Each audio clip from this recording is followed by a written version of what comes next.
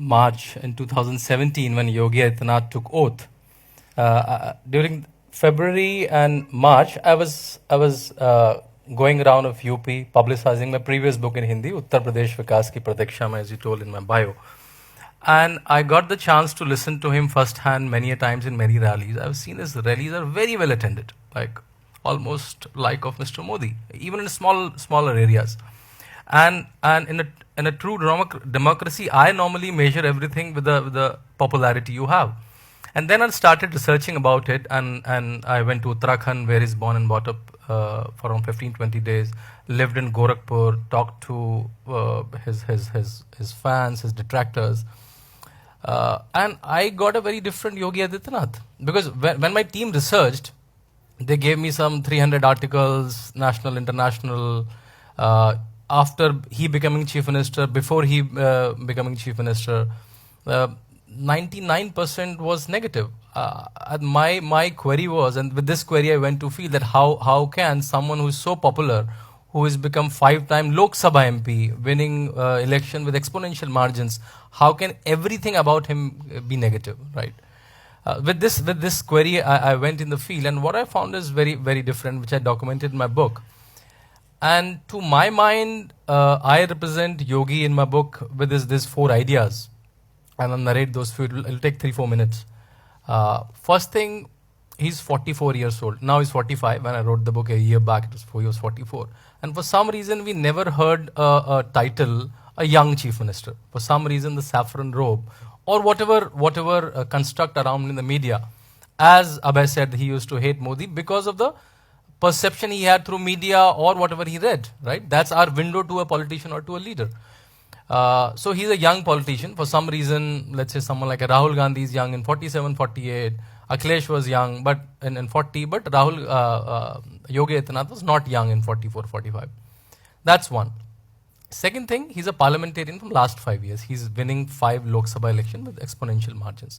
I thought, let me inquire what's happening. Like, is he a good parliamentarian or not? So there are 2 ways you can judge a parliamentarian: how he is doing in the ground and how he is doing in the parliament. These are the 2 places where he has to perform. When you see his parliamentary data, and to my convenience, first I compared his parliamentary data with Rahul Gandhi's parliamentary data. Parliamentary data are 4 points: your attendance, the number of debates you participate in, number of questions you ask, and number of private member bills you produce. These are the 4 things you do in parliament. Attendance, like I'll say Rahul Gandhi was here, Yogi Adityanath was here. Number of questions, Rahul Gandhi asked 0 questions. Yogi Adityanath asked 303 questions. And mind you, I'm talking about 2014 to 17 when it was Modi government. So Yogi is asking more questions to his government, so to say, right? So 0, 300. Rahul Gandhi participated in some 8 discussions. I may be number-wise here and there, and he participated in some 53 debates. Rahul Gandhi presented 0 private member bill, very important instrument. If the government is not doing it, you can present a bill. Yogi Adityanath presented 3 private member bills. A lot of people asked me, that's a convenient comparison. So I also compared with the national average. In national average also, Yogi Adityanath is almost 1.5 times of the national average of all the MPs, right? So, and now people will ask me that what is he asking? Is he asking make Ram Mandir, uniform civil code? He's certainly asking them. But again, 95% of his questions are, I say, Shashi Tharoor kind of questions, right? Like he's asking about conditions of IITs, IIMs, non-performing assets, relationship with US, UK, Israel, malnutrition, your airports, he's asking about them, right? Only thing, because we have only seen certain videos of him given in an electorally charged environment, we have typecasted him certain images. Though I have a detail about those videos and those statements also. But at least he's a very nuanced parliamentarian. He's doing this from when he was 26 and now when he's 40. So 19 in his parliament, he's rigorously doing it.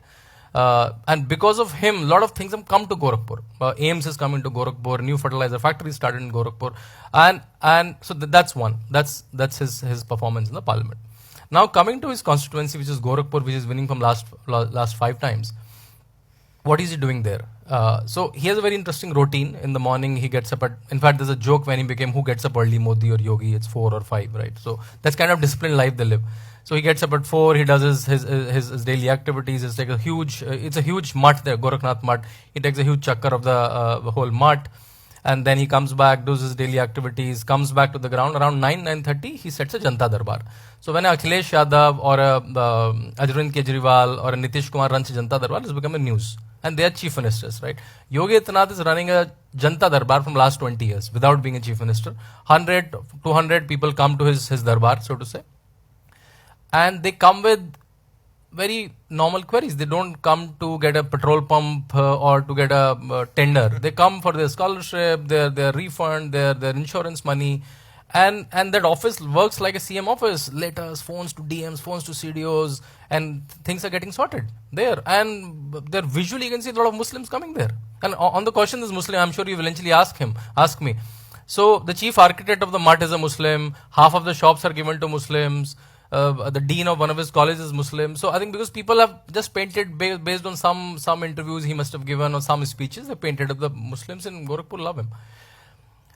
So that's on field. So he knows, like, and then after the Janta Darbar, he goes to the field. In fact, when I was in one of the Janta Darbar, before he became the CM, one guy was Muslim guy. He was visually Muslim. Was able to see the skull cap and the beard. He was coming with this letter.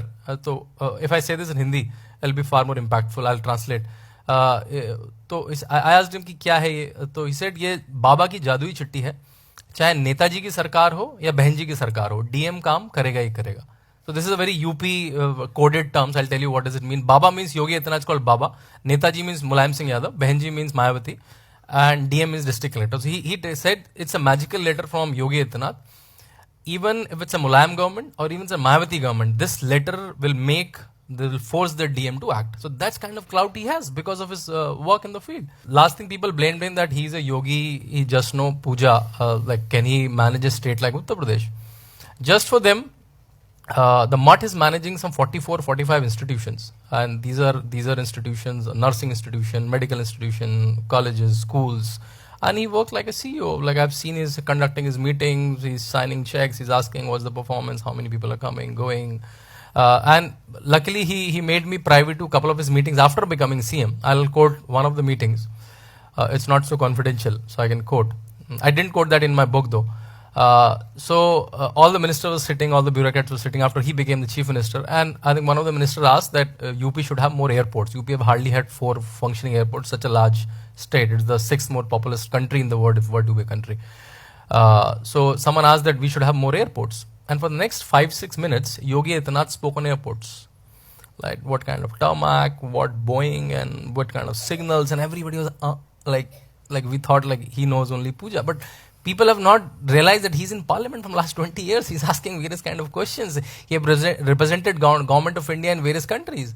So he's a very smart politician. For some reason, as he said, we have a typical image of someone, that someone who vouches for a Hindu cause or for a cultural cause, for an Indian cause, has to be stupid. That image we have created, which I've tried to put a counter view in my book.